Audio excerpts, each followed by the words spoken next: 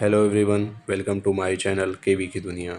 जैसा कि आप सभी को पता है कि केंद्रीय विद्यालय और एनवीएस दोनों की कंबाइंड वैकेंसी आ गई है। लगभग 14,000 से ज़्यादा वैकेंसी आई हुई हैं।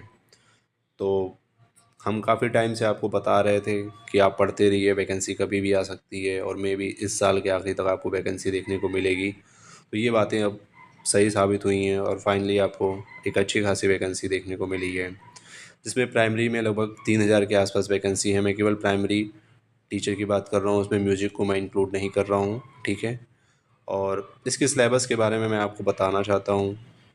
तो जैसा कि आपको पता है कि अब जो है, आप सीटेट तो पास हैं ही, उसके साथ साथ सीटेट 1 पास करने के साथ साथ आपको अब टीयर 1, टीयर 2 और इंटरव्यू 3 फेज़ से होकर गुजरना है।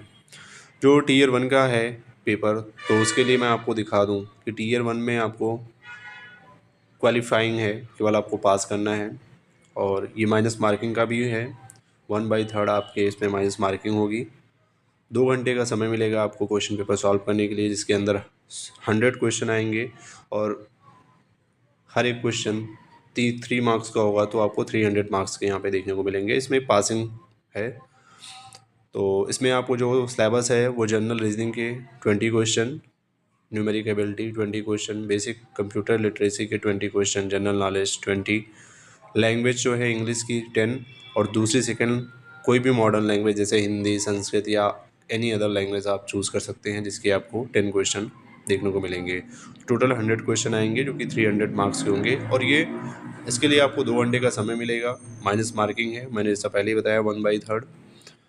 और इसको पास करने के बाद आपको टीयर 2 के एग्ज़ाम में बैठने के लिए मिलेगा। और टीयर 2 के एग्ज़ाम जो है उसको आप पहले ही मैं बता दूं कि इसमें जो है आपको 70 क्वेश्चन देखने को मिलेंगे, जो कि 60 ऑब्जेक्टिव आएंगे और 10 डिस्क्रिप्टिव आएंगे।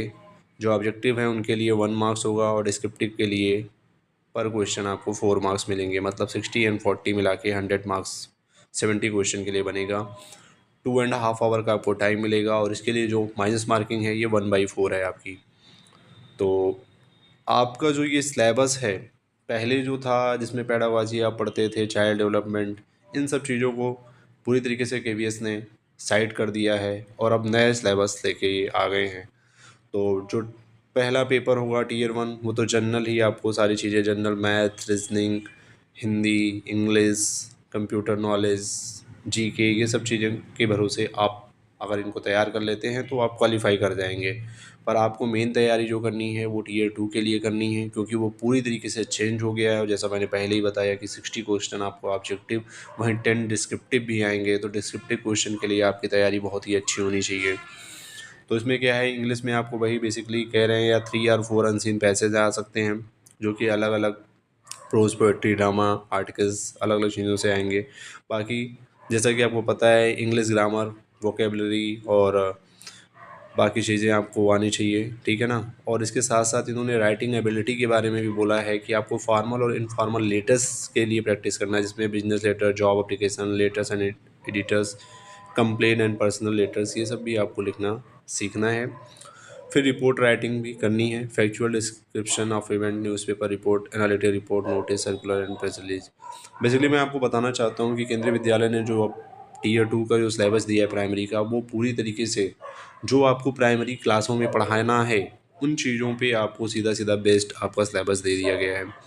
क्योंकि आप सी ग्रामर में भी देख सकते हैं, पार्ट्स ऑफ स्पीच है, नाउन टू लेके कंजक्शन है, सेंटेंस स्ट्रक्चर्स है, एक्टिव वाइज, पैसिव वाइज है, और स्पीच है, डायरेक्ट स्पीच और इनडायरेक्ट स्पीच, क्लॉज है, और कॉमन एरर के क्वेश्चन हैं, ठीक है, जिसमें आर्टिकल्स, प्रीपोजिशन, मॉडिफिकेशन और बाकी चीज़ें आ जाएंगी, एरर डिटेक्शन, ये सब चीज़ें दी गई हैं।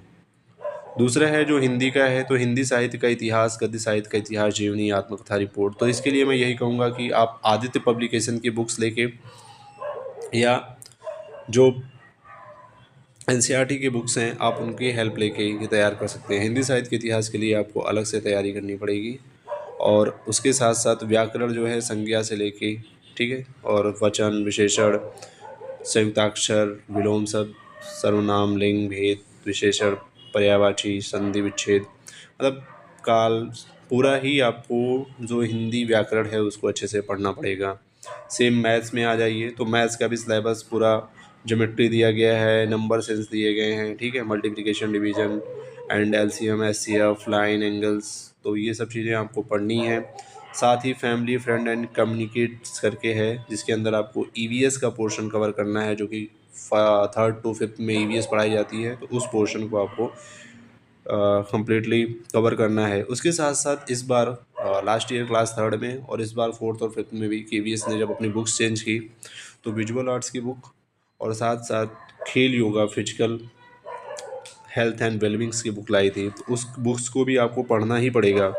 इसीलिए मैंने अपने चैनल पे क्या है, केंद्रीय विद्यालय में प्राइमरी क्लासेस में जो बुक्स इस समय न्यू सिलेबस के अकॉर्डिंग पढ़ाई जा रही हैं उनके बारे में मैंने दिया है। जाके आप वहाँ देख सकते हैं कौन कौन सी बुक पढ़ाई जाती है, और बुक्स को जाके आपको पढ़ना ज़रूर पड़ेगा, क्योंकि ये जो विजुअल आर्ट्स और योगा का जो सिलेबस दिया गया है उसके लिए आपको 3rd, 4th, 5th की जो फिजिकल हेल्थ एंड वेलबिंग्स की किताब है जिसको खेल योगा बोलते हैं, और विजुअल आर्ट्स की बुक्स जो है बांसुरी जिसमें बोलते हैं, उसमें और भी चीज़ें हैं, म्यूजिक, डांस, थिएटर, ड्रामा और विजुअल आर्ट्स, तो उन दोनों बुक्स को आपको पढ़ना पड़ेगा। तो मैं सीधे सीधे आपको ये बता देना चाहता हूँ कि आप किसी भी कोचिंग वाले के चक्कर में ज़्यादा ना पढ़ें। अगर आप सेल्फ स्टडी करेंगे तो वो आपके लिए ज़्यादा बेनिफिशियल होगा, क्योंकि मैंने भी जब 2022 में केंद्रीय विद्यालय का एग्ज़ाम दिया था तो मैंने केवल सेल्फ स्टडी किया था, और आज मैं केंद्रीय विद्यालय के अंदर सिलेक्शन भी है। तो ऐसा कुछ नहीं है कि अगर आप सेल्फ स्टडी करेंगे तो आपका सिलेक्शन नहीं होगा, जो लोग कोचिंग में पढ़ते हैं, क्योंकि कोचिंग में देखो क्या कर रहे हैं, 2022 में जब वैकेंसी आई तब से लोग लगातार केंद्रीय विद्यालय की कोर्स बेचे जा रहे हैं, कोचिंग वाले बेचे जा रहे हैं, बड़ी बड़ी कोचिंग्स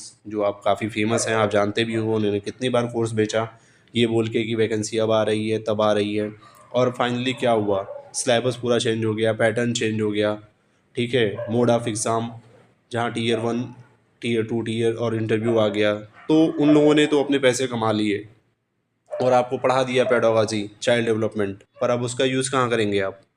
तो ऑलरेडी आपने पैसे बर्बाद कर चुके हैं और फंस चुके हैं। इसलिए अब आपको क्या करना है कि ज़्यादातर आप अपनी सेल्फ स्टडी पर ध्यान दीजिए, लोगों के बहकावे में ना आइए, और उन लोगों के यूट्यूब चैनल को देखिए जिनका इन्फॉर्मेशन सही है, जो डिपार्टमेंट के अंदर हैं और जो सही जानकारी दे रहे हैं, ना कि जो लोग अपना कोर्स बेचने के लिए आपको रोज़ नए नए कहानियाँ आके सुनाएंगे, क्योंकि आपके पास टाइम बहुत कम है।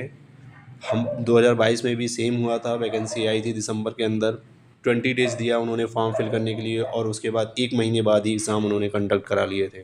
तो आपके पास भी ज़्यादा टाइम नहीं है, और इतने कम टाइम में आप किसी का कोर्स ख़रीद के भी पूरी पढ़ाई नहीं कर सकते हैं। इसलिए आप ज़्यादा से ज़्यादा सेल्फ स्टडी पे ध्यान दीजिए, अपनी नोट्स बनाइए, उनको पढ़िए मल्टीपल टाइम, और अपनी प्रिपरेशन को अच्छे से करिए, क्योंकि आपको पता ही है कि टीचिंग वैकेंसी काफ़ी टाइम बाद आपको प्राइमरी में देखने को मिली है केवीएस के अंदर, और एनवीएस भी इंक्लूड है, क्योंकि जो फाइनली आपका जो मेरिट बनेगा वो दोनों की कंबाइंड मेरिट बनेगी, केवीएस और एनवीएस की, इंटरव्यू के बाद। उसके बाद आपसे प्रेफरेंस ली जाएगी और प्रेफरेंस के अकॉर्डिंग आपको फिर अलॉटमेंट दिया जाएगा कि आप केवीएस में जाएंगे या एनवीएस में जाएंगे। तो ये काफ़ी अच्छा है कि आपको अलग से बार बार फ़ीस नहीं पेमेंट करना पड़ेगा, एक ही बार फ़ीस पेमेंट करके आप दोनों एग्ज़ाम में पार्टिसिपेट कर सकते हैं। वैकेंसी भी अच्छी खासी है। तो बस मैं यही कहूँगा कि आप अच्छे से लग के पढ़ाई करिए। अगर मेरी इन्फॉर्मेशन अच्छी लगी हो तो चैनल को सब्सक्राइब कर लें, इस वीडियो को लाइक करें और ज़्यादा से ज़्यादा लोगों तक शेयर करें जो भी केंद्रीय विद्यालय की तैयारी कर रहे हैं, ताकि उनको भी ये इन्फॉर्मेशन मिल सके। आगे ऐसे ही और भी इन्फॉर्मेशन मैं आपको समय समय पे देता रहूँगा। जब तक ये एग्ज़ाम नहीं हो जाता है मैं आपके लिए डेली कुछ ना कुछ कंटेंट आपके लिए देता रहूँगा जो आपके लिए हेल्पफुल हो आपके एग्ज़ाम के लिए। और जैसे कि मैं केंद्रीय विद्यालय में हूँ, तो मैं जो भी चीज़ें यहाँ पे चल रही हैं, जैसे भी चीज़ें चल रही हैं और जैसे भी मैंने सिलेक्शन पाया, उन सारे एक्सपीरियंस के बेसिस पे मैं आपको जितना ज़्यादा से ज़्यादा हो सके हेल्प करूँगा। तो अगर वीडियो अच्छी लगी हो तो मैं फिर एक बार आपसे कहूँगा कि चैनल को सब्सक्राइब करें, वीडियो को लाइक करें और ज़्यादा से ज़्यादा लोग शेयर करें। Thank you.